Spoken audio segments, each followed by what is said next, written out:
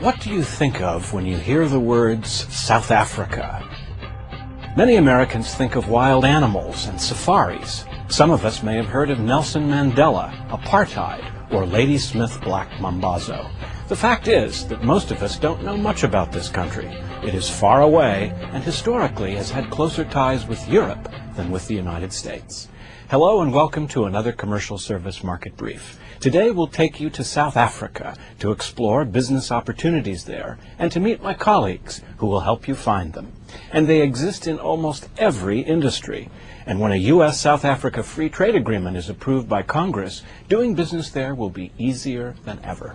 There are many things to discover about this country of 43 million people. One of them is its political and economic ties to the rest of the continent. In particular, South Africa is a springboard into the countries that comprise Southern Africa. So get ready to add to your vocabulary SACU, SADC, and AGOA. Here to explain is our Senior Commercial Officer in Johannesburg, Johnny Brown. Let's take SACU first. I mentioned SACU, which is the Southern African Customs Union. There's 5 countries in that union. Namibia, Botswana, Lesotho, Swaziland, and South Africa. South Africa, of course, being the largest in that area. They are negotiating with us now on a bilateral basis to have a free trade agreement that will allow freer access to each other's market. Right now, under AGOA. AGOA is a legislation that's part of the Trade Act of 2000, which allowed South African companies to export unilaterally to the U.S. And have the benefits unilaterally coming into the U.S. The free trade agreement will allow a bilateral access to each other's market. Under AGOA, there's 6,400 products that a company can bring into the U.S. duty-free after you go through the appropriate licensing process. It is an opportunity for us to strengthen that part for those 5 countries that are part of SACU. But we're the giant of SADC, if you will. SADC being the Southern Africa Development Community. South Africa is what most of these countries hope to grow up to be. It's a strong economy, as I said earlier.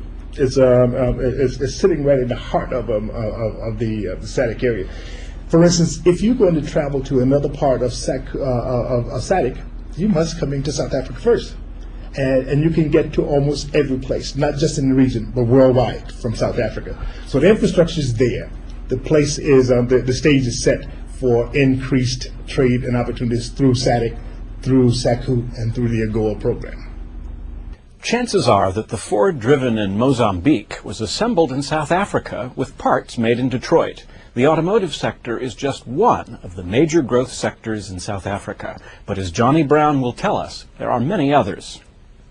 Each year, we do a publication called Our Country Commercial Guide, in which we list the best prospects list. On that list for this year, we'll have industry sectors like safety and security. We'll have aerospace and defense.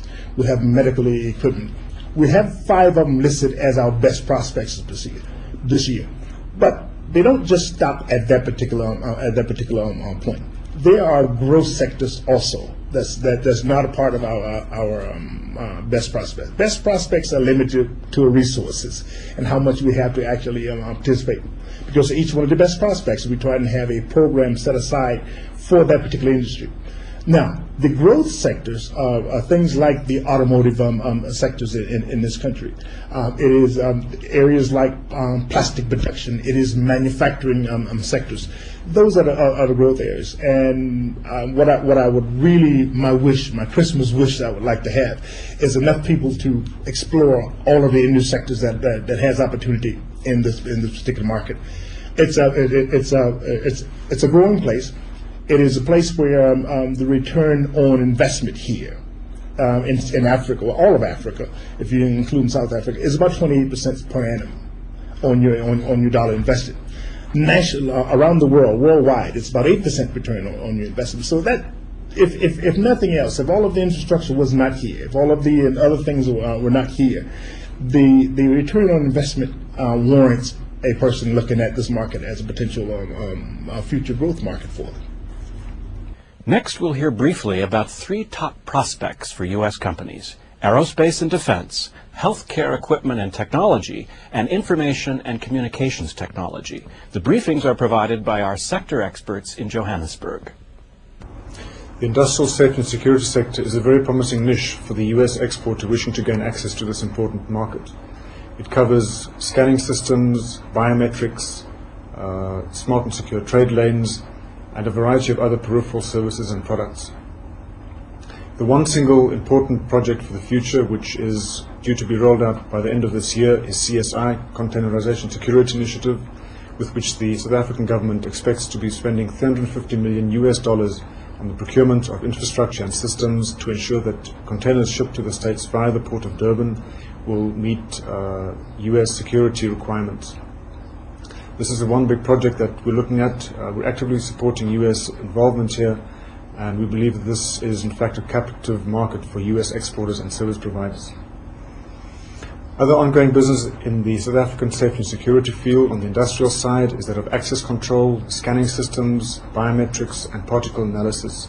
And procurement is an offering by government, parastatal, and private companies. The SA Police Services, for instance, is considering the creation of a cutting-edge SWAT unit, which will require up to Gen 3 equipment and hardware. And this is clearly a sector where the US supply can also come in. The South African government spends about 8.5% of its GDP on healthcare. This is equivalent to approximately $10 billion of the national budget. The private sector consumes more than 60% of the total national health spend. Industry analysts estimate healthcare expenditure to increase by about 7% to 13% per annum over the next 3 years. The South African medical equipment and devices market is extremely diverse. It ranges from disposable medical devices to major capital items. This market is estimated at $253 million at acquisition price. One of the key changes in the South African government is its commitment to a horizontal licensing structure. What this means is that instead of licensing fixed lines, satellite, cellular, separately, the South African government will issue a general infrastructure license that will not specify any particular preference or technology. A similar approach would be taken with the services licenses eventually, creating a less restrictive, more equitable, and more competitive environment for all players. CS South Africa, Commercial Services South Africa, cover about 14 countries in the SADC region.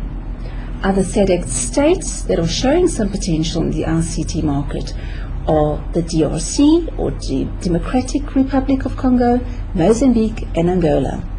Extensive research on these sectors, plus many others, is available on this site or by calling your local Export Assistance Center at 1-800-USA-TRADE. Another strength of our commercial service, South Africa, and elsewhere in the world, is the ability to find reliable buyers. At this stage, I think a company would do well for itself if it actually planned a strategy. And if they choose to go through an agent or distributor here, make sure you choose that partner well. Choose that partner with us so we can walk you through where the do's and don'ts are or the reputation of that company. Let us be intimately involved with that planning process from the beginning. It is much easier to steer you in the right direction if we have started initially with you, as opposed to coming in at some other point to try and save you and getting out of trouble. There's some of the major U.S. companies that are here. Well, some of them are teaming with industry sectors now. For instance, in the aerospace industry, there's one U.S. company that's taking a minority share in the aerospace and developing a product not only for the aerospace market in the U.S. but worldwide. There's companies that are now starting in the automotive industry. That's why I targeted that as one of the growth industries, who just decided they're going to manufacture a line of automobiles here, not for the U.S. market necessarily, but for the world market.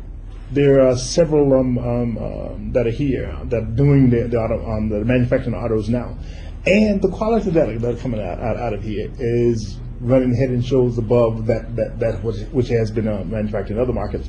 I look at those of that nature, and you look at the dollar exchange rate. People are still coming, and why are they coming? They're coming because they look beyond the short term. They're looking at the long term in terms of South Africa being a trading partner far into the future. I don't want this to sound as though it's utopia. I don't want it to sound as if it's a market without problems. I do want it to sound as though it's a market with a vast potential for future growth. Not a market for selling into, but a market for marketing your product into, and there's a heck of a difference between the two. But of all of the things that I've run into in my 3 years of being down here and working the Southern African market, and particularly South African market, there is no reason I've found yet that a committed, dedicated U.S. company cannot be successful in this market. And I'm sure that's not always the case in every market that I've served in. But within Southern and within South African market, there is no reason that I can think of that a U.S. company can't be successful here. We hope you enjoyed our brief tour of the South Africa business landscape, and we'll take Johnny Brown up on his invitation to visit him and his colleagues in Johannesburg and Cape Town. From all of us at the U.S. Commercial Service, we hope to see you again soon on another Commercial Service Market Brief.